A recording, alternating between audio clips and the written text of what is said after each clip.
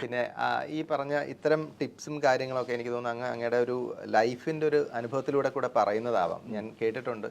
അത് തന്നെയാണ് ഞാൻ ഇൻട്രോയിൽ പറഞ്ഞത്. നമ്മുടെ തലയ്ക്ക് മുകളിലുള്ളൊരു വാള് പോലെ നമ്മളെ ഒരു കടബാധ്യതയിൽ നിന്ന് കയറി വന്ന ഒരാളാണ്. ഓക്കെ, അത്തരം പ്രോസസ്സ് എക്സ്പീരിയൻസ് ചെയ്ത ആളാണ്. അപ്പോൾ അതിൻ്റെ ഒരു അനുഭവമായിരിക്കും, അല്ലെങ്കിൽ ആ ഒരു എക്സ്പീരിയൻസിലൂടെ കടന്നു വന്നിട്ട് അതിൻ്റെ ഒരു മധുരപ്രതികാരമാണോ ശരിക്കും പറഞ്ഞാൽ ആ സെക്ടറിൽ തന്നെ, ആ ഇൻഡസ്ട്രിയിൽ തന്നെ ഒരു അഡ്വൈസറായിട്ടോ അല്ലെങ്കിൽ ഒരു എക്സ്പേർട്ടായിട്ടോ മാറാൻ കഴിയുക എന്നുള്ളത്? അല്ല, ഇതിൽ സത്യം പറഞ്ഞാൽ പ്രതികാരം നമ്മൾ ശ്രീധരനോട് സംസാരിക്കുന്ന ടൈമിൽ ഞാൻ പറയായിരുന്നു, സത്യം പറഞ്ഞാൽ ഈ കടന്നൊക്കെ പറഞ്ഞാൽ എൻ്റെ വീട്ടുകാർക്ക് ഉണ്ടായിട്ടുള്ളൂ. കാരണം അവർ എന്നെ ബുദ്ധിമുട്ടിച്ചിരുന്നില്ല. ഇപ്പോൾ സാധാരണ കടമൊക്കെ ഉണ്ടായി കഴിഞ്ഞാൽ വീട്ടിൽ പട്ടിണി എന്നൊക്കെ പറയും. എൻ്റെ വീട്ടിൽ എൻ്റെ ചെറുപ്പത്തിലത്തെ ഫോട്ടോ കാണണം, തടിച്ച് കൊടുത്തിരിക്കുന്നു. ഇതിലും അപ്പം ശരിക്കും എൻ്റെ ഒരു ഭാഗ്യത്തിന് അച്ഛൻ ബിസിനസ് ചെയ്തിരുന്നു. ആ ബിസിനസ്സിൽ നിന്നാണ് നഷ്ടം ഉണ്ടായത്. പിന്നെ അച്ഛൻ്റെതായ ഫാമിലി ഇതൊക്കെ ഉണ്ടാവുമല്ലോ. അപ്പോൾ അവർക്ക് അവരുടേതായ കുറേ റെസ്പോൺസിബിലിറ്റീസ് ഒക്കെ ഉണ്ടാവും. അങ്ങനെ അച്ഛന് കടം ഉണ്ടായി. പക്ഷേ അമ്മയ്ക്ക് ആ ടൈമിൽ ജോലി കിട്ടി. അപ്പോൾ ഒരു കോപ്പറേറ്റീവ് ബാങ്കിൽ ഉദ്യോഗസ്ഥയായിട്ട് ഉണ്ടായിരുന്നു. അപ്പോൾ അമ്മയ്ക്ക് ശമ്പളം കറക്റ്റ് ഉണ്ടായിരുന്നു. അപ്പോൾ അച്ഛന് ഈ കടമൊക്കെ ഉണ്ടായിരുന്ന ടൈമിലാണെങ്കിൽ അച്ഛന് ഗൾഫിലൊക്കെ പോകേണ്ട സിറ്റുവേഷനൊക്കെ കടം വീട്ടാനായിട്ട്. പക്ഷേ അന്നൊക്കെ അങ്ങനെയുള്ള ഒന്നുമില്ലെങ്കിൽ ഗൾഫിൽ പോകാൻ. പക്ഷേ ഒന്നും നേരെയില്ല. പിന്നെ അച്ഛൻ തിരിച്ചു വന്നു. അങ്ങനെ തിരിച്ചു വന്നിട്ടാണ് അച്ഛൻ LIC ഏജൻസി എടുത്തിട്ട്. അപ്പോൾ LIC ഏജൻസിയിൽ അച്ഛൻ പിന്നെ ഈ അച്ഛൻ്റെ മൂട്ടിൽ നല്ല ഫയർ ഉണ്ടായിരുന്നു. കാരണം കടം വീട്ടണമല്ല. അപ്പോൾ അതിൻ്റെ പേരിൽ അവർ പണിയെടുത്ത്. പിന്നെ ഈ കടം ഉള്ളവർക്ക് മനസ്സിലാക്കേണ്ട ഒരു കാര്യമാണ്. എൻ്റെ അച്ഛൻ്റെ ബെസ്റ്റ് എക്സാമ്പിൾ എടുത്താൽ മതി. ഞാൻ ജനിച്ചന്ന് തുടങ്ങിയിട്ട് കടയിൽ നിന്നാണ് കേട്ടിട്ടുള്ളത്. അന്ന് കടം വീട്ടാനായിട്ട് ഞാൻ MBA കഴിഞ്ഞെന്ന് തോന്നുന്നു. അപ്പോൾ ഏകദേശം ഒരു 10, 18, 20 വർഷം എടുത്തു ഈ കടം ഒന്ന് മാറിക്കിട്ടായിരുന്നു. മനസ്സിലായില്ലേ? അപ്പോൾ ഈ കടമൊക്കെ വന്നു കഴിഞ്ഞാൽ എന്താ പറയുക, എന്തെങ്കിലും കുറുക്ക് വിധി കാണിച്ചിട്ട് അടുത്ത വർഷം കടം വീടുന്നൊക്കെ പറഞ്ഞു കഴിഞ്ഞാൽ അതൊക്കെ പറ്റുമായിരിക്കും. പക്ഷേ ഒരു ക്രെഡിറ്റ് കാർഡിൽ നിന്ന് അടുത്ത ക്രെഡിറ്റ് കാർഡ് എടുത്ത് അങ്ങനെ അങ്ങനെയാണെങ്കിൽ പറ്റില്ല. നമ്മൾ കുഴിച്ചുകൊണ്ടിരിക്കുന്നു, പിന്നെ താഴെ പോകുള്ളൂ. അത് ഒരിക്കലും ചെയ്യരുത്.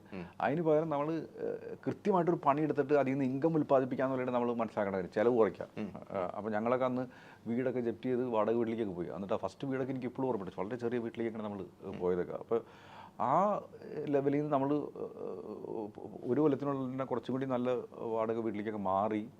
അപ്പോൾ അങ്ങനെയൊക്കെ വരുമ്പോൾ എൻ്റെ ലൈഫിലൊന്നും വലിയ ചേഞ്ചസ് ഒന്നും വന്നിട്ടില്ല. പിന്നെ അപ്പോൾ ആ ഒരു സിറ്റുവേഷൻ ഞാൻ കണ്ടിട്ടുള്ള കാര്യം. അപ്പോൾ പക്ഷേ അതൊക്കെ ഞാൻ കണ്ടിട്ടുള്ളൂ, ഞാൻ അനുഭവിച്ചിട്ടില്ല. അതൊക്കെ എൻ്റെ അച്ഛനും അമ്മയും. അമ്മ ഭയങ്കര സപ്പോർട്ടായിരുന്നു അച്ഛൻ. അമ്മ ഫിനാൻഷ്യലി ബിസിനസ് കാര്യത്തിലും എല്ലാത്തിലും അമ്മ ഭയങ്കര സപ്പോർട്ടീവായിരുന്നു. അപ്പോൾ എനിക്ക് ശരിക്കും പറഞ്ഞാൽ ഇപ്പോൾ പലപ്പോഴും പല ആൾക്കാരൊക്കെ സ്ത്രീകളുടെ ഉന്നമനമൊക്കെ പറയുമ്പോൾ എനിക്ക് തോന്നുന്ന കാര്യം അവർ ഉന്നമനമുള്ള ആൾക്കാരല്ലേ, ഇനി എന്തിനും ഉന്നമനി അങ്ങനത്തെ ഒരു ടൈപ്പാണ്. വെരി പവർഫുൾ അല്ലേ, അവരുടെ മൈൻഡ് സെറ്റ് വെച്ചിട്ട് ഭയങ്കര ആണുങ്ങളെക്കാളും പവർഫുൾ ആണെന്ന് പറയാം. ശരിക്കും എൻ്റെ അമ്മൂമ്മയൊക്കെ ശരിക്കും പറഞ്ഞാൽ ബ്രില്യൻറ്റ്. അവരൊന്നും വലിയ ധനികരൊന്നും ആയിരുന്നില്ല. പക്ഷേ അതൊരു വലിയ കാര്യമാണല്ലോ. നമ്മുടെ ഫാമിലി ബഡ്ജറ്റ് പ്ലാനിങ് എന്ന് പറയുന്നതും ഒരു വലിയൊരു കാര്യം തന്നെയല്ലേ. അവിടെ നിന്നാണല്ലോ ഇതിന്റെ ഒരു ബേസിക് സാധനം, ഒരു എലമെന്റ് വരുന്നതെന്ന് എനിക്ക് തോന്നിയിട്ടുണ്ട്. ഇവൻ ഇപ്പോൾ പല സ്ത്രീകളും വർക്ക് ചെയ്യണവരുണ്ട്. ചില വർക്ക് ചെയ്യണവരാണെങ്കിൽ ഇവർ പൈസ മാനേജ് ചെയ്യലാണ്. അവരൊക്കെ ഇപ്പോൾ പൈസ മാനേജ് ചെയ്യാനായിട്ട് തുടങ്ങിയിട്ടുണ്ട്. അപ്പോൾ ഒത്തിരി ഞാനീ പറയണത് കൂടുതലും എൻ്റെ ഓഡിയൻസ് വെച്ചാൽ നമ്മുടെ ക്ലയൻസ് വെച്ചാൽ മിക്കതും ഈ മണി ടോക്സ് വീഡിയോ കാണുന്നവരാണ്. അപ്പോൾ അവരുടെ മെച്യൂരിറ്റി എന്ന് പറഞ്ഞാൽ സാധാരണ കേരള ഓഡിയൻസിനേക്കാളും കുറച്ചുകൂടി കൂടുതലായിരിക്കും. കാരണം ഈ കണ്ടന്റ് ഇഷ്ടപ്പെടണമെങ്കിൽ ഇതിന് താല്പര്യമെങ്കിലും വേണമല്ലോ. എക്സാക്ട്ലി. അപ്പോൾ ചിലപ്പോൾ എൻ്റെ ഒരു അസംഷൻ ചിലപ്പോൾ കേരള സൊസൈറ്റിനെ പറ്റി ചിലപ്പോൾ കറക്റ്റ് ആവില്ല. കാരണം എൻ്റെ ഓഡിയൻസിനാണ് ഞാനീ പറഞ്ഞത്. അപ്പോൾ അവരുടെ മെച്യൂരിറ്റി കുറച്ചും കൂടി കൂടുതലായിരിക്കും. പക്ഷേ എനിക്ക് തോന്നുന്നു പൊതുവെ ആളുകൾ ഇത് ചെയ്തു വരുന്നുണ്ട്, ഇങ്ങനത്തെ കുറച്ച് കാര്യങ്ങളൊക്കെ. നമുക്ക് എത്ര പേഴ്സൻറ്റേജ് ലാഭം കിട്ടാന്നുള്ളതല്ല, നമുക്ക് എത്ര ശമ്പളം കൂട്ടാനുള്ള സ്കിൽ സെറ്റ് നമുക്കുണ്ട്, ശമ്പളം കൂട്ടുന്നുണ്ട്, നമ്മൾ ഒരു മിതത്വത്തിൽ നമ്മളെങ്ങനെ ജീവിക്കുന്നുണ്ട്, എന്നാൽ നമ്മുടെ ഒരു സന്തോഷത്തിന് കൺട്രോൾ വരുന്നില്ല പൈസ വിചാരത്തിൽ. ഇങ്ങനെയൊക്കെ നമുക്ക് ചെയ്താൽ തന്നെ കുറച്ചും കൂടി ഇത് ചെയ്തെടുക്കാൻ പറ്റും. അപ്പോൾ നമ്മൾ ഈ കടത്തിൻ്റെ കാര്യത്തിൽ പറഞ്ഞു കഴിഞ്ഞാൽ എനിക്ക് പലപ്പോഴും വീട്ടിലത്തേക്ക് ഈ ബുദ്ധിമുട്ടൊക്കെ കണ്ടന്റ് വഴി എനിക്ക് ആൾക്കാരെ മനസ്സിലാവും കടം വരാൻ ടൈമിൽ ഇവരെ തിങ്കിങ് ഒക്കെ എന്താണെന്നുള്ളത്, കോൺഫിഡൻസ് ലെവൽ എന്താണെന്നൊക്കെ ഉള്ളത്. അപ്പോൾ പണ്ടൊക്കെ ഞാൻ നേരിട്ട് തന്നെ വർത്തമാനം പറഞ്ഞിട്ട് കുറേ ചെയ്യാൻ നോക്കാം. ഇപ്പം എനിക്ക് സമയം അധികം കിട്ടാറില്ല. അതിൻ്റെ പേരിൽ തന്നെ ഞാൻ കുറേയൊക്കെ ഞാനിങ്ങനെ ഒരു കോഴ്സൊക്കെ ഉണ്ടാക്കിയിട്ടുണ്ട് ആൾക്കാർക്ക് ഇങ്ങനെ. അത് വളരെ സിമ്പിളായിട്ടുള്ള ഒരു എനിക്കെന്താണ് പറയാനുള്ളത് ഞാൻ ആ കോഴ്സിൽ ഒരു മണിക്കൂറിൽ ഞാൻ പറഞ്ഞിട്ടുണ്ട്. അതെവിടെയാണ്? Mobile app? ആ മൊബൈൽ ആപ്പ് ഉണ്ട്, ഒരു മണി ടോക്സ് പറഞ്ഞൊരു ആപ്പ് ഉണ്ട്. അതായത് നമ്മുടെ യൂട്യൂബ് ചാനലിൻ്റെ അതേ സെയിം പേരിൽ തന്നെയാണോ മണി ടോക്സ് പറഞ്ഞൊരു ആപ്പ് ഉണ്ട്. അപ്പോൾ അതിൽ പോയിട്ട് ചെറിയൊരു ഇത് ഞാൻ ഈ കോഴ്സ് ചെയ്യാൻ വേണ്ടി പറയണമെന്നല്ല കേട്ടോ, ഇതിൽ വേറെ ഒന്നുമല്ല, ഞാൻ പറയാനുള്ള കാര്യം ഇതിൽ പറഞ്ഞു വെച്ചിട്ടുണ്ട്. അപ്പോൾ ഞാൻ ആകെ പറയാനുള്ളതുള്ളൂ, കടം ഉണ്ടെന്ന് പറഞ്ഞിട്ട് ആത്മാർത്ഥമായിട്ട് അതിൽ നിന്ന് തിരിച്ചു വരാൻ താല്പര്യമുണ്ടെങ്കിൽ ആ കോഴ്സിൽ പറഞ്ഞിട്ടുള്ള കാര്യങ്ങളൊക്കെ ഒന്ന് ചെയ്തു നോക്ക്. എന്നിട്ട് അത് ചെയ്തിട്ട് ചെയ്തു എന്ന് പറഞ്ഞിട്ടൊന്നും നടക്കാനില്ല. അത് നിങ്ങൾ പ്രാക്ടിക്കലി ചെയ്യാൻ തുടങ്ങിക്കഴിഞ്ഞാൽ ഒരു 3 വർഷത്തിനുള്ളിൽ ചെറിയ കടക്കണമെങ്കിൽ അതിൽ നിന്ന് തിരിച്ചു വരാൻ പറ്റും. ഇനി വലിയ കടമാണെങ്കിൽ നിങ്ങൾക്കൊരു കൺട്രോൾ കിട്ടും. ഞാൻ കമ്മിങ് ഔട്ട് ഓഫ് കടന്നുള്ളതിനെ കുറിച്ച്. അപ്പോൾ ഇന്ന് കഴിഞ്ഞ ദിവസം ശനിയാഴ്ച ഞാൻ വർക്ക്ഷോപ്പ് എടുത്തിരുന്നു. അപ്പോൾ ഒരാൾ തിരുവനന്തപുരത്ത് നിന്ന് ഒരാൾ വന്നിരുന്നു. അപ്പം നമ്മുടെ ക്ലയൻറ്റാണ്. അപ്പോൾ ആളെന്നോട് കുറച്ച് കടത്തിൻ്റെ കാര്യമൊക്കെ പറഞ്ഞു. എല്ലാവരും പുള്ളി എടുത്തേക്കണ കടങ്ങൾ ഓൺലൈനിൽ എടുത്ത കടങ്ങളാണ്. 20% മുകളിൽ ഇൻട്രസ്റ്റ് കൊടുക്കുന്നുണ്ട്. അപ്പോൾ ഞാൻ കുറച്ച് നോക്കിയപ്പോൾ ഞാൻ അങ്ങോട്ടും ഇങ്ങോട്ടും ഒന്നും മാനേജ് ചെയ്യാൻ പറഞ്ഞു. എനിക്ക് തോന്നുന്നു, ഞാൻ പുള്ളിനോട് എനിക്ക് എൻ്റെ ഒരു ബലമായ സംശയമാണെങ്കിൽ 1.5 വർഷത്തിനുള്ളിൽ ഇവിടെ കടം കിട്ടും. ആ പറഞ്ഞത് ചെയ്യണമെന്നുണ്ടെങ്കിൽ അയാൾ ചെയ്യാനും ചാൻസ് ഉണ്ട്. കാരണം അങ്ങനെ നമ്മുടെ ക്ലയൻറ്റുമാണ്. അപ്പോൾ ഈ പറഞ്ഞത് നമുക്ക് ഇനിയും നമ്മുടെ ടീമിനായിട്ട് കോൺടാക്ട് ചെയ്തിട്ട് അത് ചെയ്തെടുക്കാൻ പറ്റും.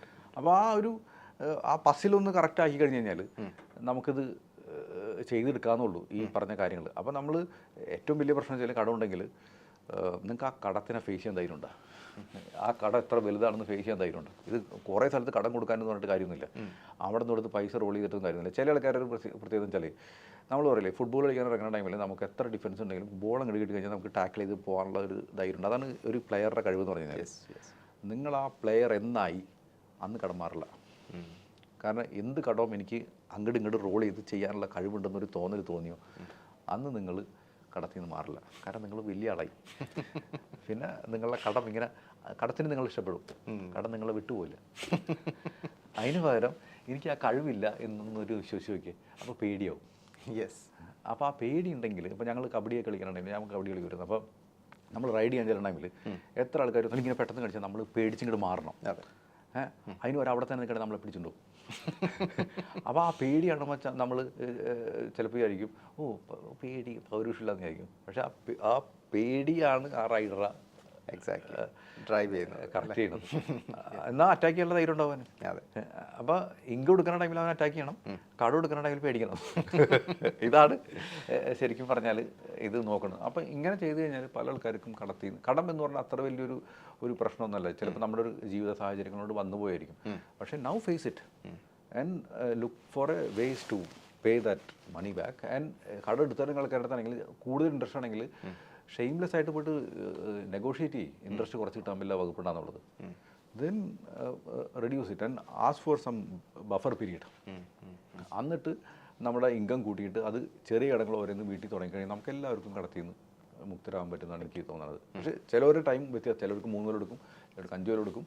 പക്ഷേ definitely we can come out of. Money talks with Nikhil എന്ന് പറഞ്ഞ ഒരു ചാനലിൻ്റെ കാര്യം പറയുന്നുണ്ടല്ലോ. അത് ശരിക്കും ഈ പറഞ്ഞ പോലെ തന്നെ വളരെ മണിമണിയായിട്ട് തന്നെ ആൾക്കാർക്ക് കൃത്യമായിട്ട് ഒരു സാമ്പത്തിക വ്യവഹാരങ്ങൾ എക്സ്പ്ലെയിൻ ചെയ്ത് കൊടുക്കുന്ന ഒരു ചാനലാണ്. അപ്പോൾ അത് എങ്ങനെയാണ് അതിൻ്റെ ഒരു കോൺസെപ്റ്റ് വന്നത്? അതായത് അത് തുടങ്ങുന്നത് കൊണ്ടുള്ള ഒരു ഉദ്ദേശം, അല്ലെങ്കിൽ എന്തിനാണ് അതിൻ്റെ ഒരു ആത്യന്തികമായ ഒരു ലക്ഷ്യം ഉണ്ടാവുമല്ലോ. എന്താണ് അതിൻ്റെ പിന്നിലുള്ള ഒരു മോട്ടീവ് എന്ന് പറയുന്നത്? ശരിക്കുള്ള മോട്ടീവ് എന്ന് വെച്ചാൽ ഞാൻ ഈ പെൻഡാഡ് സെക്യൂരിറ്റീസ് ഞാൻ റൺ ചെയ്തിരിക്കും. അപ്പോൾ ഞാൻ ആദ്യം വർക്ക് ചെയ്തിട്ട് അങ്ങ് പെൻഡാഡ് സെക്യൂരിറ്റീസിൻ്റെ CEO ആണ്. അത്